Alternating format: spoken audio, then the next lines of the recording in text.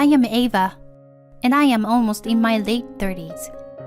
Meanwhile, my friends around me were getting married and building families one after another. Ever since I broke up with my boyfriend when I was in college, I had been single for a long time. I was unable to find a suitable partner, and I looked at my friends who were happy with their families. I grew more and more impatient. Sometimes, when I met my friends for a girls' night out, those with families always said, "You should save money for yourself while you are still single." They advised that if you have a saving account separate from your common property, it will definitely be useful no matter what happens after you get married. I didn't really understand what they meant by that, but as a bachelorette, I didn't have the opportunity to be extravagant. And other than the living expenses that I put into my parents' house, I was steadily increasing my assets for myself by saving money and investing in stocks. I then finally decided to get married. Jacob works in sales for one of my business partners. As a receptionist, I often saw him coming and going within the company. As we greeted each other, we naturally began to have casual conversations, which led to a deep relationship. It wasn't long before we were ready to get married. My married life with my husband was very peaceful, and I felt very safe when I was with him. I felt a little bit awkward about getting married in my late 30s, but my husband was already in his 40s.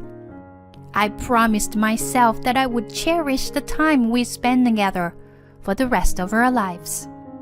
However, this carefree life did not last long.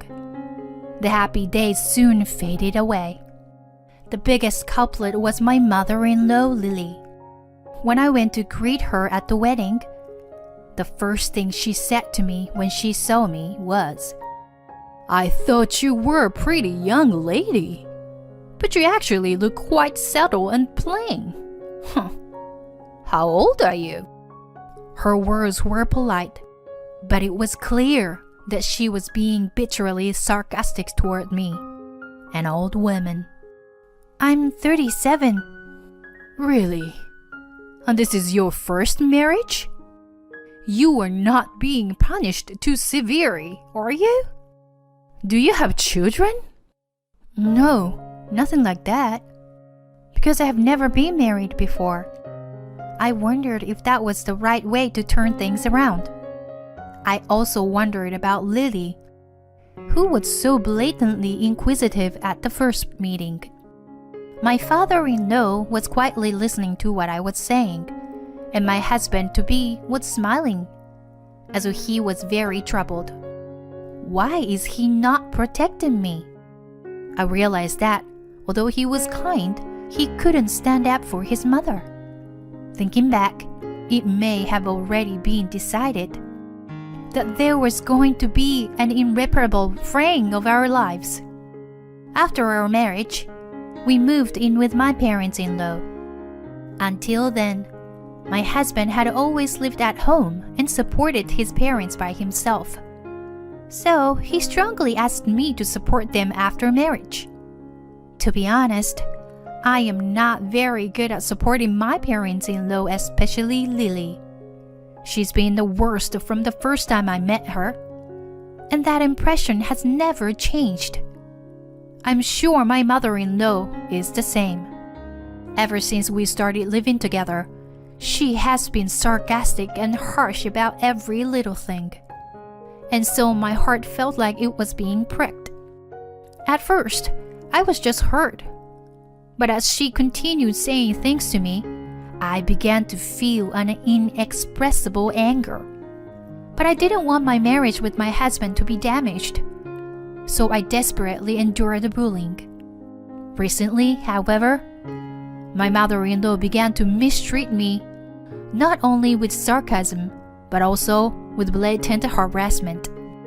One morning, after getting ready, I went to the dining table to find that there was not enough breakfast for one more person.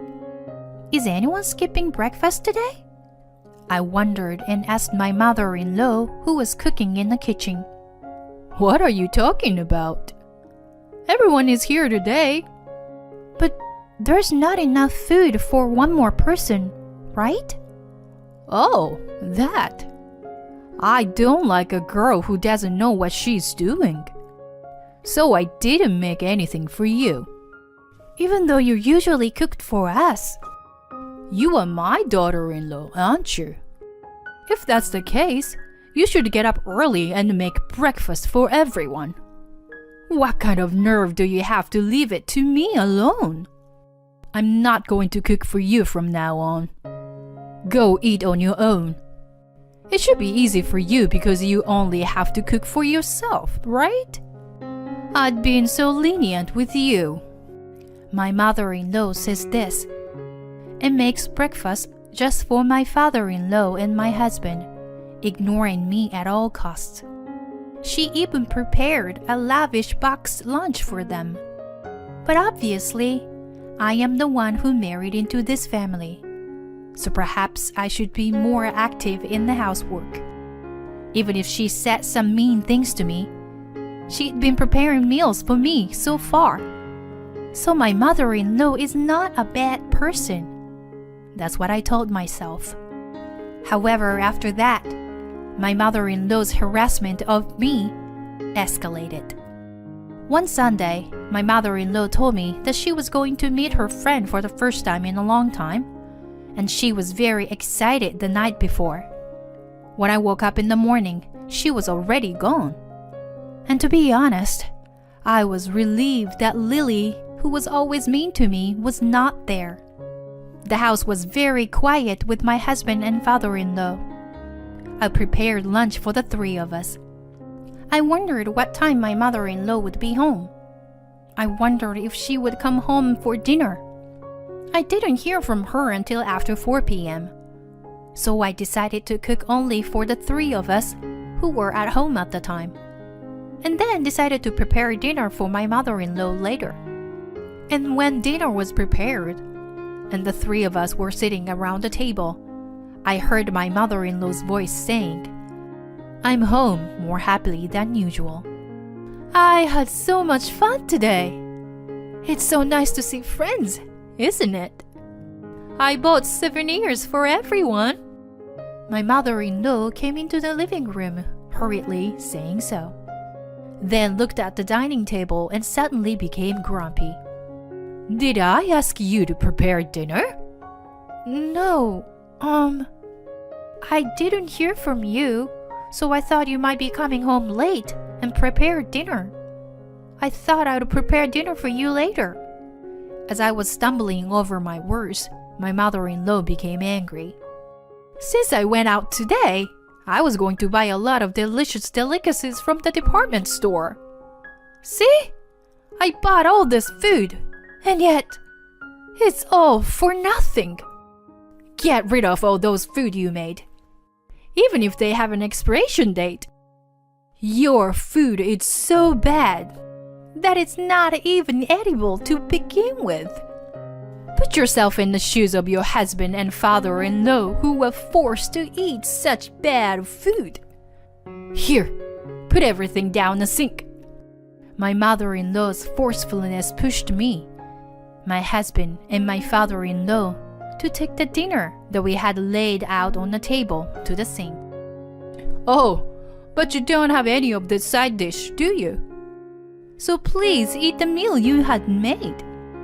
I'm glad you didn't let all the food go to waste." I couldn't help but feel angry at her words, but it would be very strange to get angry at this point. I tried my best to control my anger and decided to eat my meal alone behind the kitchen table. At the dining table, my mother-in-law was enjoying herself. "This is bean curry tofu from famous Chinese restaurant, and this is from a famous chef." She was explaining to them about the food she had bought. She must have had a lot of shopping at the department store. They listened to her seeming completely uninterested, and she didn't even notice that they were looking a bit bored. I felt a little sorry for my mother-in-law, but as I was listening to her from the kitchen, I got flabbergasted when I saw her outfit. Isn't that the new dress I had bought to wear on our next company trip? I couldn't stand still, so I ran out of the room. Lily? My mother-in-law looked at me with a surprised face. That's my dress, isn't it? Why are you wearing it? Oh, I wanted to wear a new dress since I was going to meet a friend. I looked around and found just the right one. I'm sorry, I didn't know it was yours. I knew it was a lie. She knew it was mine, and she had deliberately worn it without permission. I was looking forward to going out in my new dress, and then she took it away from me so easily. Moreover, this dress was the perfect size for me. But when my mother-in-law put it on, her flabby belly was visible. I guess she is basically the type of person who doesn't care about what she wears as long as she can wear it. I don't know what people think of her outside the house, but I can't forgive her for ruining my new dress. Besides, that bag she's using was also mine, isn't it? I realized even more. The bag that my mother-in-law used to bring back souvenirs. It was also a branded bag that I had used with care. How could she use someone else's property without permission? Does this person have no common sense? You know what? I was going to do a lot of shopping today, so I thought a large bag would be good. I found just the right one, so I used this. Was this yours too? Then I'm sorry. My mother-in-law was so hateful to me. My anger had already reached its peak. This was not the first time my mother-in-law had taken my personal belongings without my permission. In the past, she had taken my watch, which was given to me by my mother. And she also traveled with my father-in-law, using the ticket that I was going to give to my parents as a present. There were many other incidents. After remembering all of this, I started to feel like I didn't care anymore. I'd been trying to keep my mouth shut and bear it because I don't want to ruin our family. But now, I have no choice but to take it out on her. But aren't you being a little too rebellious today? You only live here like a worm that eats on our own dime. So don't make a big fuss when I borrow something from you. If you have a problem with me, you can leave any time you want. My mother-in-law said firmly. With those words, I felt something snap inside me. Yes, next week. I'll get everything done by next week. Having made up my mind, I then took a longer bath than usual that day to cleanse myself. The week that followed felt like a long time. My mother-in-law continued to harass me, but I could bear it knowing that it would be over soon. I no longer felt the shred of affection for my husband, who kept trying to put on a kind face. I was surprised at myself that my feelings for him have gotten cold. But I don't want to continue living like this anymore. I wanted to be free as soon as possible. With these feelings alone, I spent that week patiently enduring. Then came the fateful Sunday. My mother-in-law was humming to herself and vacuuming the house. The time when she could be happy like that would soon be over. I had called someone and arranged for him to come to our house in the afternoon. Then the person rang the doorbell. My mother-in-law was surprised at the sudden arrival and invited him inside the house. Well then, the counterattack begins. What is this all about?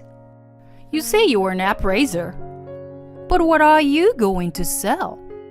My mother-in-law looks at me anxiously. The person I invited is an appraiser of antiques. I called him here today because there's something I wanted to check. I wanted to clarify something. Lily, you told me that you lost the watch that was given to me by my mother, right? I haven't received it back yet. But did you find it after that? I calmly asked my mother-in-law. Well, I haven't found it yet. But it's a cheap one that you can buy anywhere, right? Why don't you just buy the same one again? You're persistent, aren't you? My mother-in-law still doesn't seem to take offense at all. I continued. That watch was actually a memento of my grandmother's, a famous branded watch that cost over $300,000. It was a limited edition model from my grandmother's era, so you can't get one anymore. My mother-in-law's face turned pale at my words. My father-in-law comes from the side. Oh, I remember you sold a watch at an antique store. You mean that one? He said. You sold a memento at an antique store? My husband was puzzled. No. It looked nice, so I thought I would use it to earn a little extra money. I thought I would let them use it, but I was going to buy it back when I could afford it. I didn't know it was so old. I think that, for all her feigning weakness, she soon returned to having that strong expression, looking down on me, to no end. If that's the way she's going to take it, I'm not going to give up. So, Mr. Miller, what was the results of the appraisal of that watch that I requested the other day? I urged him. I'm not certain, but if it is a limited edition model of the year, I think it will be no less than $200,000, even if it's conservative estimation. The appraiser said so clearly. What?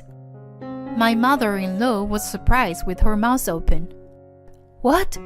I can't believe you sold such a valuable item without permission. My husband was also surprised. He had noticed that my mother-in-law was taking my personal belongings as she pleased. But my husband had pretended to ignore it until now. Still, I can't forgive him for that even now. But it's a watch. I didn't have much, so if I could use it to bring in some money, it would be my last act of filial piety. I said quietly. The last one? My husband was surprised. I feel sorry for you. Though you were not to blame. I don't want to live with you anymore, with my in-laws and your lack of interest in defending me. Yes, I know. I'm getting divorced too. So, you and your mother are strangers to me now. What? Divorce? What do you mean? My husband was very upset. I'm sorry, but I've already made a decision. That's right. I will never waver in this feeling again. I have no love left for my husband. Lily seems restless. She seems unmoved at all that she had sold off the watch. I can't believe that watch was worth that much. If I buy it back now, I wonder if I can sell it for more. My mother-in-law is not afraid to talk nonsense like that. I doubt her nerve to say such a thing even after all this time. You said you were getting a divorce, didn't you? If that's the case, give us a little more money for taking care of your living expenses. Until now. Again with the money talk. I was really fed up. Oh, okay. Can I send it as a check? How much do you want? My mother-in-law seemed to be surprised when I answered without hesitation. A check? I don't care how much it is. To be honest, I have more than enough assets, so I'm not troubled by money at all. Assets? Where in the world did you get those assets? That's none of your business. Thank you for all the help you've given me. Goodbye. I said that, and the appraiser and I quickly left the house. I would never cross the threshold of this house again. I felt really refreshed. In the week since I decided I was ready to get divorced, I first organized my personal belongings. As a friend had told me a long time ago, I have over $300,000 in assets from savings and stock investments in my name that I made before I got married. In the event of divorce, common property is usually divided with the husband.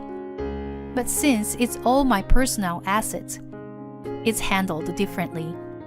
With this much money, even if I can't marry anyone in the future, I will have enough money to live on my own until retirement. You should save money while you are still single. I didn't really understand that. But now that I got married and divorced, I am really glad that I have my own assets. On the advice of a friend, I started investing in index funds. The initial amount of saving was small, but it increased it to $5,000 per month. The $60,000 per year I accumulated has been growing rapidly, supported by the strong economy and compound interest calculations. It has been 15 years since I was a bachelorette. My steady investment in mutual funds has paid off, and I have amassed a large fortune. My ex-husband and in-laws had no choice but to continue living in the house after I was gone. I heard that my ex-mother-in-law's harassment and bullying of me had become a rumor in the neighborhood, and she was very unhappy because she could no longer get along with them. My ex-husband was labeled as someone whose wife immediately ran away, just when he had finally got married, because he was too weak to stand up to his parents and take care of his wife. I think he will probably continue to pursue marriage, but honestly, I think it will be difficult. Marriage is not a goal, but a new start in life. I strongly felt that this time. I thought that since I got married in my late 30s, all I had to do was to spend the rest of my life peacefully. But I never thought that I would have such a turbulent married life. But that is exactly why I am determined to meet my true life partner, with whom I can overcome the good times and the bad times together. Until I meet such a match someday, I will be on my own again for the time being. I will continue to steadily increase my assets to live on my own.